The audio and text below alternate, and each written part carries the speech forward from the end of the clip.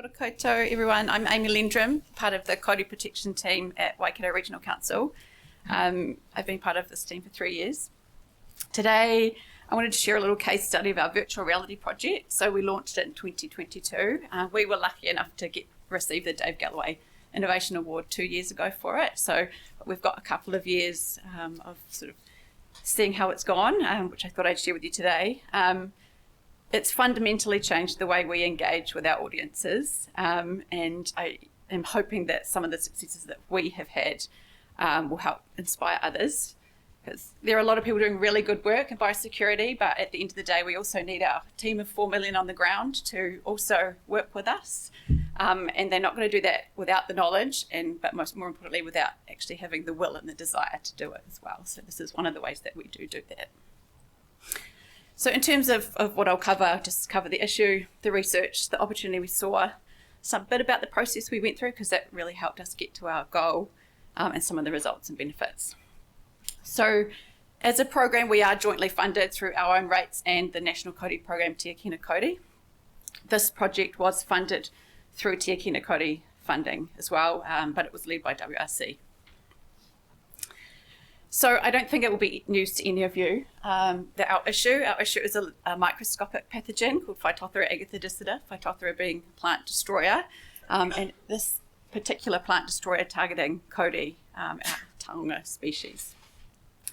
PA lives in the soil, and if it infects the tree, there is no cure for the tree, and the tree will almost always die from Kauri dieback disease. So stopping the movement of dirt is the #1 goal of Kāori Protection Program.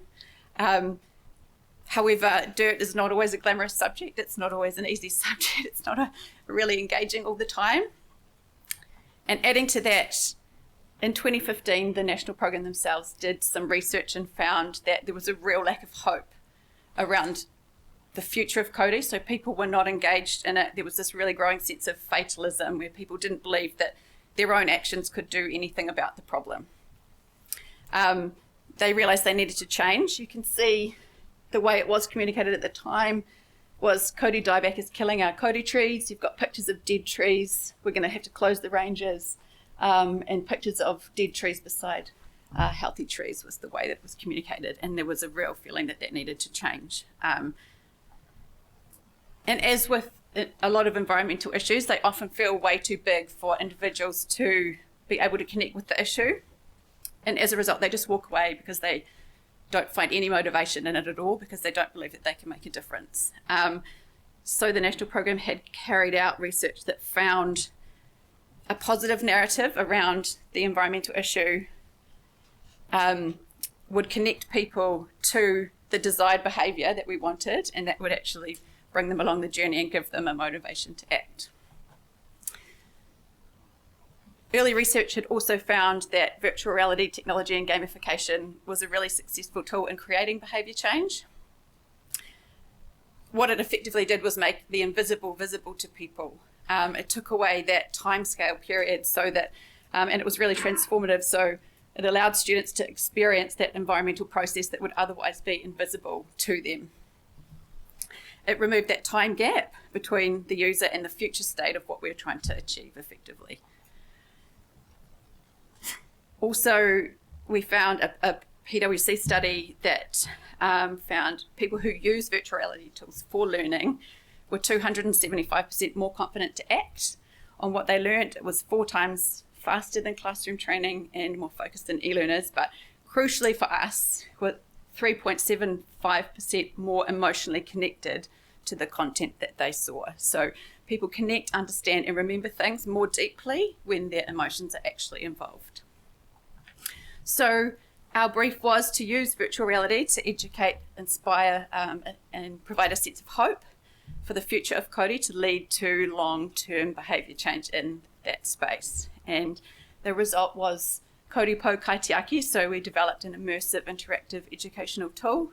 It was there, provided a vision of a hopeful future and included a gamification of Kauri hygiene behaviours. I've got a little video to hopefully play, which shares a little bit about. Kauri Po Kaitiaki has 3 parts to it. In the first part, Te Oro Kohanga, users learn the traditional story of Kodi and how Kodi trees and tohora are connected in Te Ao Māori. Users get to spend time exploring an ancient Kodi forest, learning about the abundance of native creatures and plants that live within it.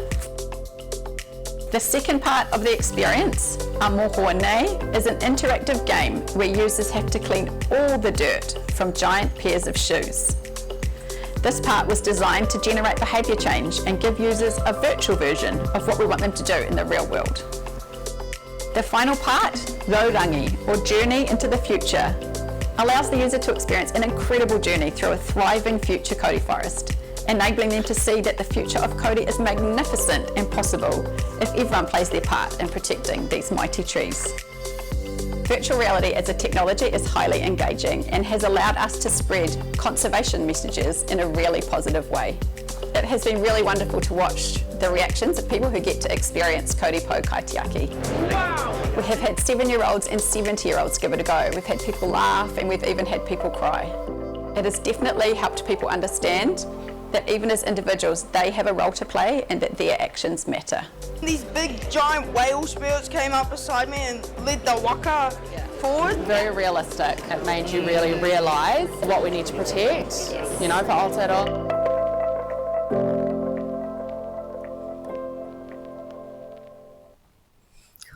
So as you can see, there are 3 really distinct parts to the experience that we built, and they all formed had a very specific reason for being there. So the first part, Te Oro Kohanga, was the educational aspect as well as the connection to Te Ao Māori. So people learned about the environment and the ecosystem and the wider reason of why they should be protecting Kodi. It gave them that cultural and spiritual connection to start off the experience, and it started building that connection with the awe that people start getting when they experience it.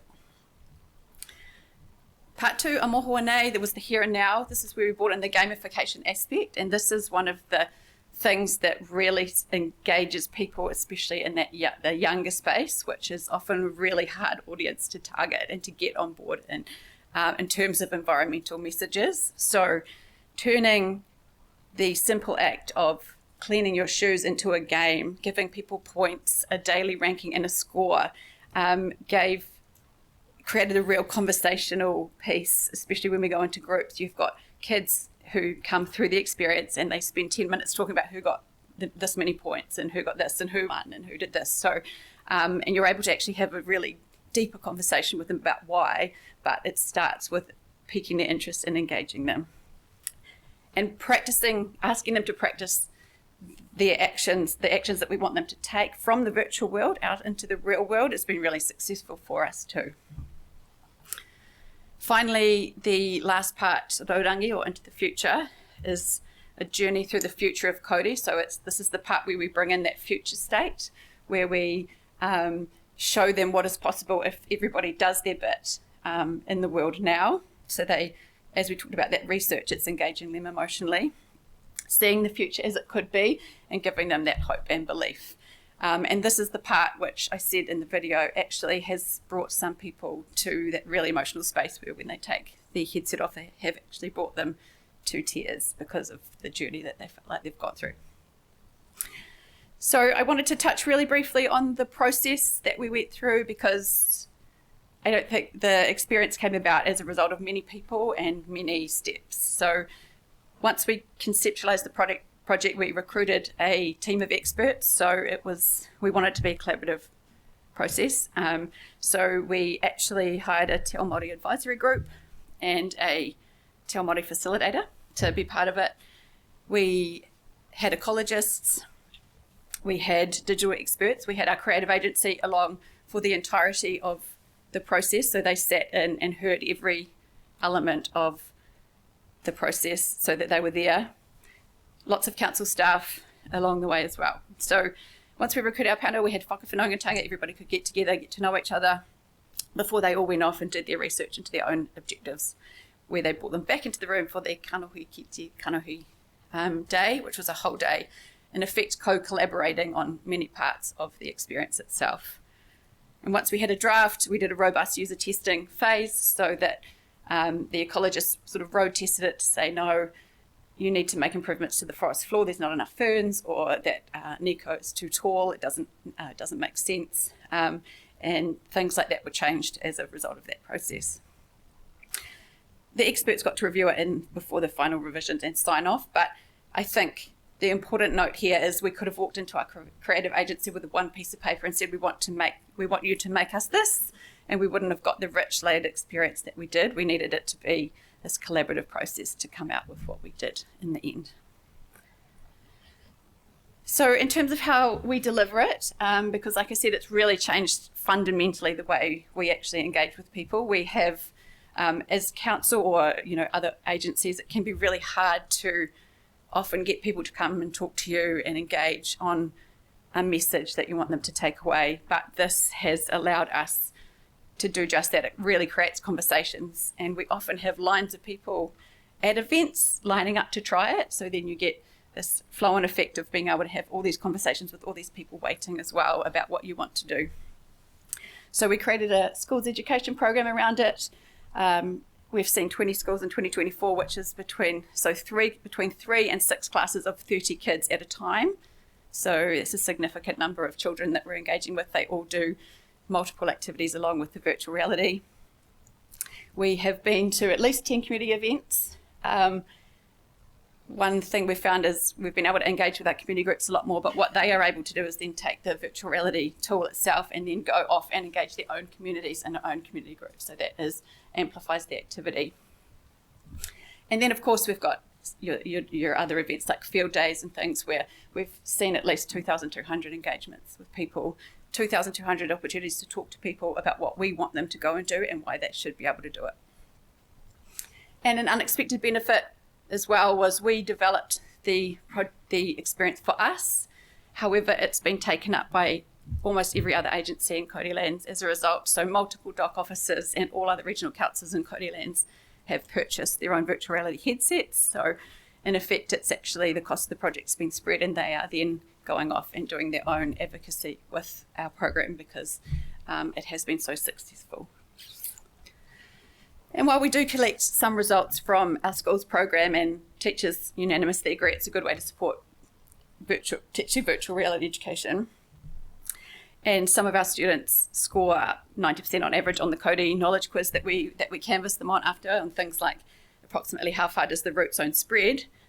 The key results that we love to get are the testimonials from people that we collect. So things like, I learned so much about Cody trees that when I got home and told Mum and Dad we decided to go on an adventure to check them out ourselves, I told them all the things we need to do in the bush and how clean our shoes need to be. The VR was amazing. It was like I was in the forest and could reach out and touch all the creatures. And from a teacher, my students took a lot on board. During the session, I've heard them sharing with the younger students how important the Cody trees in our school are and talking about the different parts.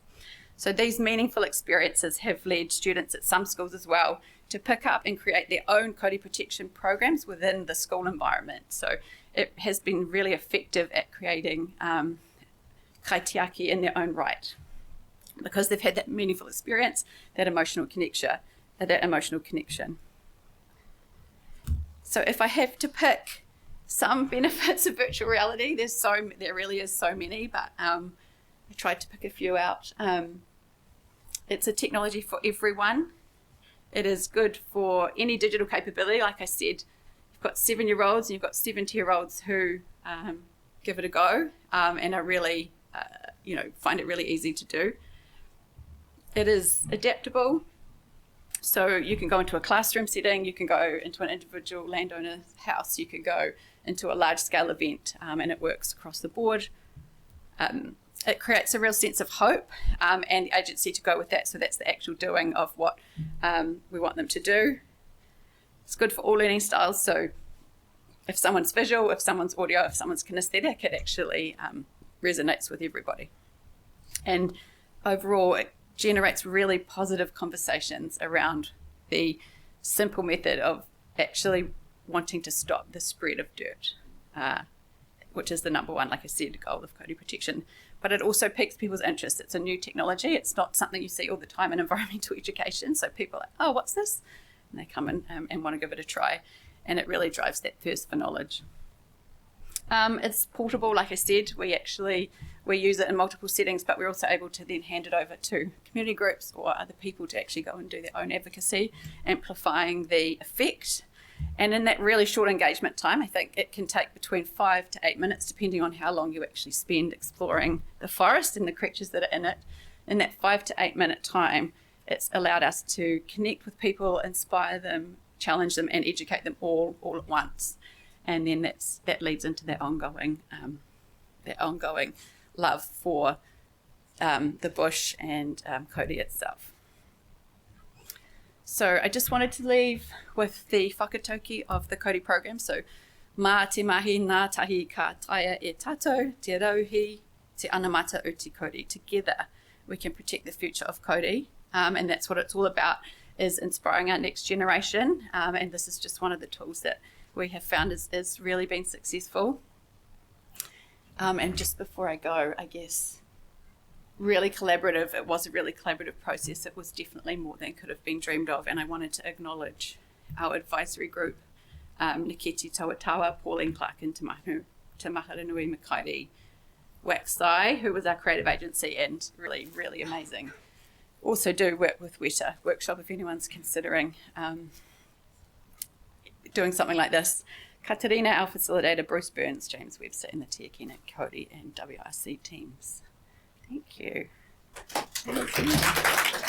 Oh, there is a couple of headsets here too, if anybody happened to want to give it a go at the back of the room.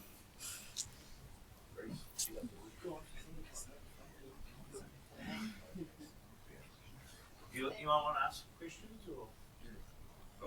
So what did the project cost and what kind of key elements of those costs? So there's multiple layers to it, right? So the cost we paid our creative agency, but we also made a conscious decision to remunerate our Te Ao Māori Advisory Board, and we brought on a facilitator and, all those different things. But I think the biggest cost, and I want people to sort of think about it on the lens that across agencies there's thousands and thousands of engagements that we are managing to do annually. We paid the creative agency $81,000 in the end to create it. It's a 3-part, and it is a 3-part experience. So if you decided you wanted to go and do something yourself, if you just wanted one part, then it would be less. But so that was the biggest cost. And there are obviously other layers depending on what you want to bring in and how you want to run the project. Hi. Just wondering about kind of the long-term benefits when you're doing an analysis and go back to people and how long if the creativity stays. Yeah, I would one thing we could have done better is embed in the measurement into the beginning, which we didn't, because that also added cost, and we were okay, we just want to get it done. But going forward, you can actually embed, first of all, you can embed measurements into the headset at the end, so you can get people to answer a couple of questions. So we want to do that going forward, so we'll have some of that. But I think we definitely do want to, especially around the schools program, because that's where most of our impact is. And yes, we do need to. How that looks, I don't know, but yes. Are you officially allowed to leave the stage now? Oh, thank you. If we get another question. Cool, thank you.